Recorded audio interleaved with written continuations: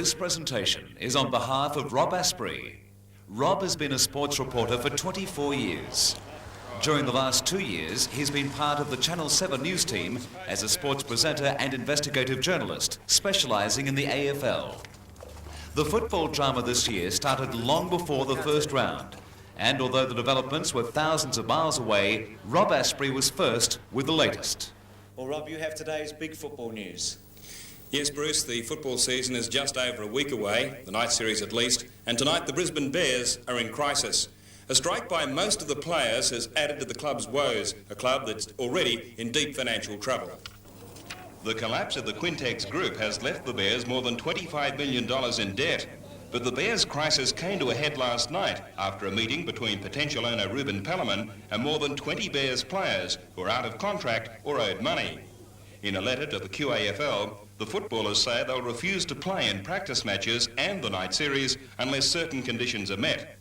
Their main demand is for an administration consisting of a proper football structure to replace a system which has virtually been run by one man, Chairman Paul Cronin.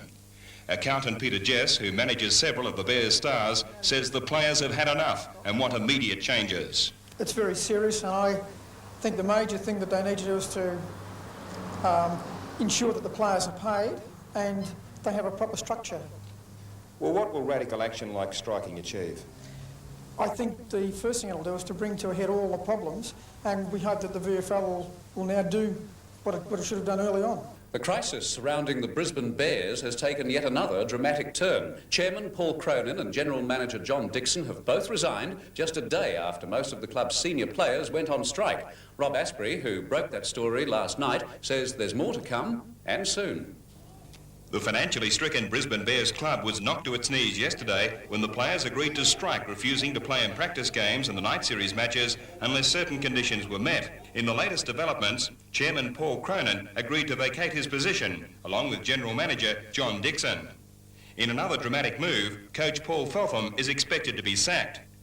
The new owner of the Brisbane Bears will be businessman Ruben Pellerman, who has had long and lengthy discussions with Paul Cronin since the AFL Commission issued its ultimatum yesterday to have answers about the club's future by the end of the week. We are being kept informed of where the situation is at with the owners of the Bears and with the bankers and so forth, and we've just got to wait and see what happens.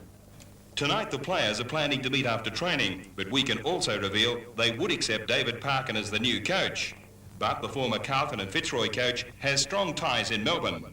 Parkin, who works here at AFL House, wasn't available today, but the job is his if he wants it, and that's the $64 question. He'll be approached officially in the next 24 hours. Rob Astbury, 7 Nightly News. Good evening. The AFL Commission today accepted in principle a proposal that clears the way for Gold Coast businessman Ruben Pellerman to take over the Brisbane Bears. The sale won't be officially announced until later in the week, when a new coach could also be named. But while it's good news for the Bears, not everyone will cheer, because the receivers have had to be called in. The decision by the ANZ Bank to appoint receivers has made the sale of the Bears possible. Deloitte's, one of the world's leading accounting firms, has been given the task of sorting out the mess. The negotiations have been quite intense, and as of today there's a submission with the AFL. And also we've been talking with the Arbitrar Council who own the land of Carrara. The Bears have secured creditors of $4 million. The unsecured debt has not been revealed, but is expected to be several $1 million, resulting in some very burnt fingers. The AFL Commission hoped a consortium would buy the Bears, but have agreed to sell the licence to Pellerman because of the expertise of his board. While the board eventually resolved their crisis surrounding the players' strike and ownership of the club, another of its stars, Brad Hardy, was making headlines. Speculation about Brad Hardy returning to Footscray has raged since it became public that he had a pay dispute with the Brisbane Bears. But we can reveal the former Brownlow medalist had plenty of good reasons to return to the Western Oval. A cheque from the Save the Dogs Trust Fund was drawn for $50,000 and made payable to Sue Brown, a friend of Brad Hardy's. However, Footscray councillor Paul Holmes refused to countersign the cheque and it was never presented. Hardy is contracted to the Bears and the AFL is certain to fully investigate what may have been a serious breach of the rules.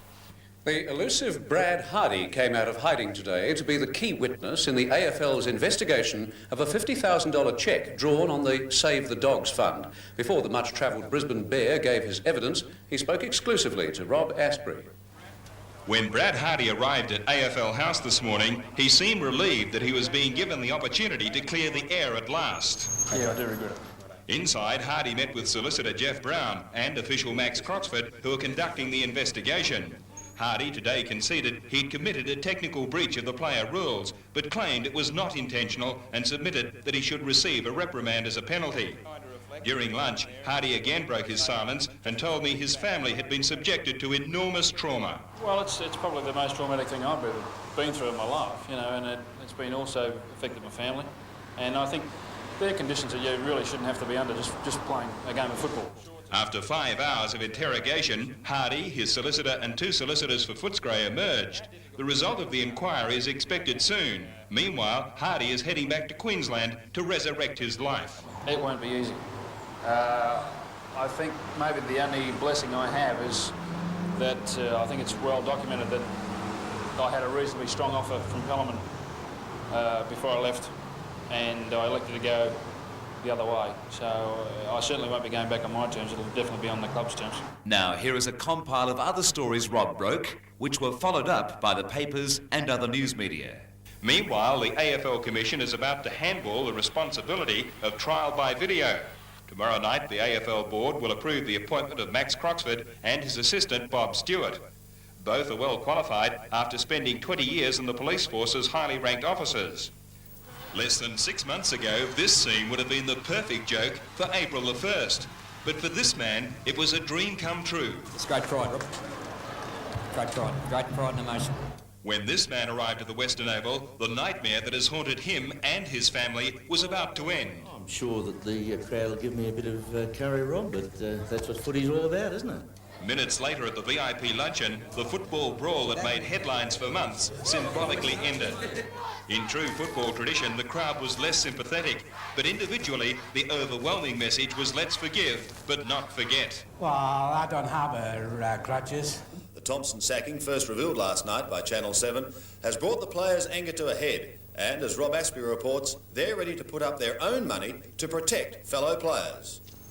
Michael Thompson returned to the Punt Road Oval today to collect his boots and jumper. It was a sad moment for property steward Dusty O'Brien, who's been with the club for 25 years.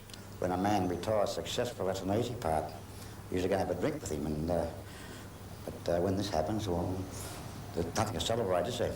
Good evening, everyone. A crucial meeting of Sydney Swans players will decide tonight if they will take pay cuts of up to 25%. Rob Astbury, who revealed the cuts last night, says there are already deep divisions among the players.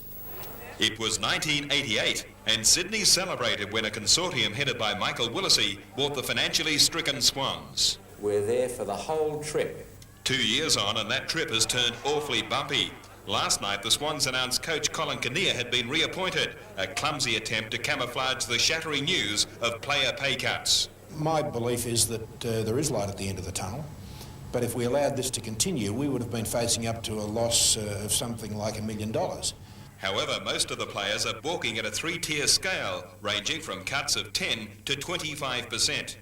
Yesterday morning, officials met secretly with 6-star players, including Greg Williams, Gerard Healy, Mark Bayes, David Murphy, Barry Mitchell and Captain Dennis Carroll. I wouldn't say it's gone too far. We're not the first club to have to put up with a pay cut. However, Peter Jess, who manages 3 other players, claims a deal was done to appease the 6 stars. That startling allegation has caused deep divisions, and unless the matter is resolved quickly, players are certain to revolt. Rob Astbury, 7 Nightly News. To complete this presentation, Rob Astbury risked life and limb and even confronted a German Shepherd to get his story. Sleeping in a queue overnight was of little concern for the football diehards who were optimistic about purchasing a ticket for the final series. But just 13 minutes after the Basque computers started selling, it was all over, and optimism turned to despair. Well, I'm pretty savage, actually, because I've followed them since way back in the days of John Coleman, you know. But advertisements in the morning papers provided another alternative for the desperate supporters. This chicken shop in Gilbert Road, Preston, has gone out of business. But around the back, business of another type is thriving. 150 each, mate. That's right. Beautiful. Contrary to popular belief, scalping is not illegal, but this man was taking no risks. Fab, all we want to know is where you got these tickets with a face value of $33, which you sold to us for $150. We just want to know where you got them from. Who sold them to you? The AFL is also puzzled how scalpers can obtain hundreds of tickets. But until legislation is passed outlawing the practice, it's business as usual. And with the grand final still 7 weeks off, the scalping business is booming. Rob Astbury, 7 Nightly News.